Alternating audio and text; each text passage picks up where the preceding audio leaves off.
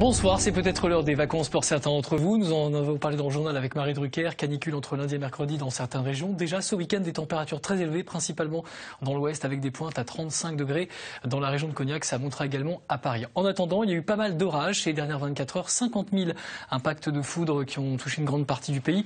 Et principalement les Alpes. On a vu cette étape du Tour de France avec de la grêle, de très très mauvaises conditions météo. Et demain, on aura une légère accalmie, mais on conservera ces nuages donc, qui ont été porteurs d'orages sur les régions centrales du pays. L'anticyclone très très vaste qui va un petit peu se décaler vers la mer du Nord et c'est lui qui va servir de pompe à chaleur et donc les températures augmenteront à partir de dimanche et lundi sur une grande partie du pays. Donc demain matin, retour des nuages sans orage dans un premier temps, quelques coups de tonnerre près des Pyrénées, c'est l'après-midi que les orages pourraient revenir. La bonne nouvelle, ils seront beaucoup moins violents et beaucoup moins nombreux qu'aujourd'hui.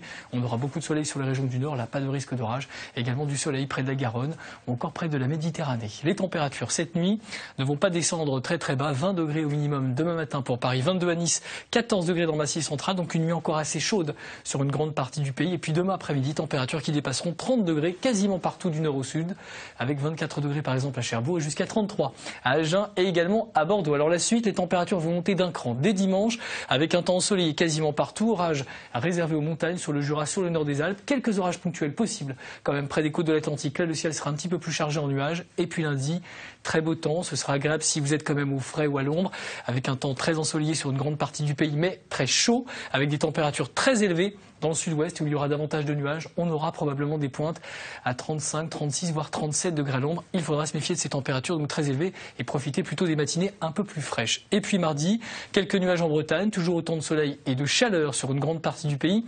Chaleur qui devrait reculer dès mercredi soir, dès lors que les orages commenceront à arriver par les côtes de l'Atlantique. Ça sera encore très très chaud et très ensoleillé sur les régions de l'Est.